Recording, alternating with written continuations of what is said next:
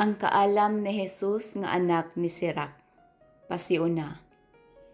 Ang balaod, ang mga propeta ug ang ulahi nga mga magsusulat nagbilin kanato og usa ka bahandi sa bililhon nga mga pagtulun-an. Og angay nga daygon nato ang Israel tungod sa pahimangno ug kaalam nga ilang gihatag. Apan dili igo nga ang mga tawo nga nagbasa niini makakab-ot og kahibalo alang sa ilang kaugalingon. Bisan kinsa nga nagmahal sa kahibalo, kinahanglan nga makatabang sa uban pinaagi sa iya mismo nga gisulti o gisulat. Mao kani hinungdan nga ang akong apuhan nga si Jesus nagkugi sa pagbasa sa balaod o sa mga propeta o sa uban nga mga basahon sa atong mga katigulangan.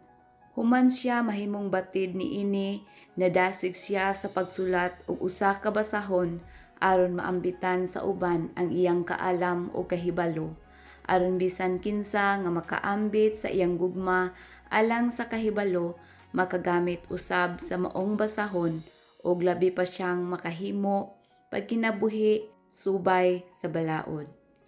Busa, awhagon ko kamo sa pagbasa pag-ayo ni ining basahona og sa inablihan nga hunahuna og palihog pagbaton og pailob niadto mga dapit diin bisan pa sa tanan nakong makugihon nga paningkamot wala tingali ako makahubad pag-ayo sa pipila ka mga pulong. Ang gisulat sa sinugdan diha sa Hebreo dili kanunay may samang takdo nga kahulugan nga nighubad na niini ngadto sa laing pinulungan. Tinuod kini dili lamang niining basahona kundi bisan mahitungod sa balaod mismo, sa mga propeta o sa ubang mga basahon. Ang mga hubad malain gayod og diutay kaysa tinubdan nga sinultihan. Miabot ako sa Ehipto sa ika-38 nga tuig sa paghari ni Hari Evergetes ug mipuyo ako didto sa igo-igong panahon. Samtang didto ako nakabaton ako og higayon sa pagtuon pag-ayo ug gibati ko nga kinahanglang hubaron ang maong basahon. Gipaninguha ko nga magamit ang tanan kong kakugi o kahibalo aron paghingpit niini ug aron nga magamit kini sa tanang nagpuyo sa kayutaan nga langyaw nga buot makakaton ug nga may igong kalig-on sa kinaiya ug sa pagkinabuhi subay sa balaod ni Moises. Sirach Kapitulo 1. Pagdayeg sa kaalam. Ang tanang kaalam nagikan sa Ginoo ug ang kaalam anaa kaniya hangtod sa kahangturan. Kinsay makaihap sa mga tulo sa ulan o sa balas diha sa kabaybayunan. Kinsay makaihap sa mga adlaw sa eternidad. Unsa ba kahabog ang kapanganuran? Unsa kalapad ang kalibutan? Unsa ba kalalom ang laod? Unsa kadili matugkad ang kaalam? May makahatag bag mga tubag ni ining mga pangutanaha? Ang kaalam unang gibuhat kaysa bisan unsang butang. Ang salabutan sa kanunay diha na. May gipakitaan na ba kung diin magsugod ang kaalam? May nakasabot ba sa iyang talagsaong paagi? Usa lamang siya nga maalamon o kinahanglang mubarog kita sa kataha at tubangan sa iyang trono. Ang Ginoo mismo mo'y nagbuhat sa kaalam. Nakakita siya sa kaalam ug giila ang iyang bili. Busa, gipuno niya sa kaalam ang tanan nga iyang gibuhat.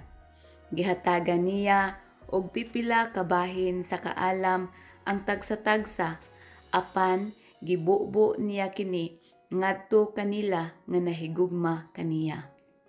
Kung mahadlokon ikaw sa Ginoo, maimo ang dungog o garbo, purong-purungan ka sa kalipay o kamaya. Ang pagpasidungog sa Ginoo maoy usa ka kinasing-kasing nga kalipay. Maghatag kini kanimo og usa ka hataas ug malipayon nga kinabuhi. Ug sa katapusan sa imong mga adlaw, ang tanan mahimong maayo alang kanimo. Ang Dios magpanalangin kanimo sa adlaw sa imong kamatayon. Ang pagkahadlok sa Ginoo mo'y unang lakang ngadto sa kaalam. Ang kaalam gihatag ngadto sa mga matinumanon diha sa mga taguangkan sa ilang mga inahan. Nagpuyo ang kaalam uban kanato sukad pa sa karaang panahon og ang mga kaliwat nga umaabot musalig kaniya. Ang pagkahadlok sa Ginoo maoy kaalam diha sa kinahingpitan. Mutagbaw siya kanato sa hingpit pinaagi sa iyang mga gasa ug magpuno sa atong mga panimalay ug sa atong mga kamalig sa tanan nga gipangandoy sa atong mga kasing-kasing. Ang pagkahadlok sa Ginoo mao ang bulak sa kaalam nga bubuklad uban sa kalinaw ug sa maayong panglawas. Ang Ginoo nagpaulan og kaalam og pagpanabot og magdugang sa dungog kanila nga modawat sa kaalam. Ang pagkahadlok sa Ginoo mao ang gamot sa kaalam.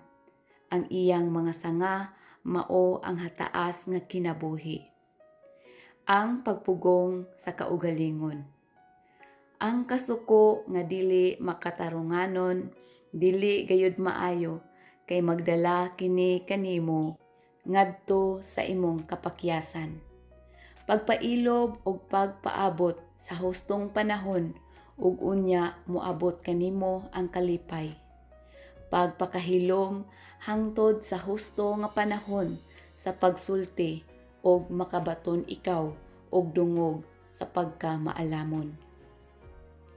Ang kaalam o pagtahod sa Dios. Ang bahandi sa kaalam mao ang mga makinaadmanon nga panultihon apan ang mga makasasala walay laing buhat gawas sa pagpangyamid sa mga butang nga Diosnon. Kung buot ikaw nga mahimong maalamon, tumana ang mga sugo sa Ginoo ug hatagan ikaw niya og kaalam. Ang pagkahadlok sa Ginoo maoy kaalam ug usa ka edukasyon na mismo. Mahimuot siya diha sa pagkamatinumanon ug pagkamapaubsanon. Padayon sa pagbaton og kahadlok sa Ginoo ug himua kini sa tibuok nimong kasing-kasing. Pagmatngon mahitungod sa imong isulti ug ayaw pagpakaaron ingnon. Ayaw pag ginarbuso kay tingali unyag masugama ka og maulawan. Ang Ginoo magpadayag sa imong mga tinaguan og maghimo kanimong ubos at tubangan sa tanan didto sa sinagoga tungod kay wala ka moadto didto uban sa pagtahod sa Ginoo kundili sa pagpakaaron ingnon.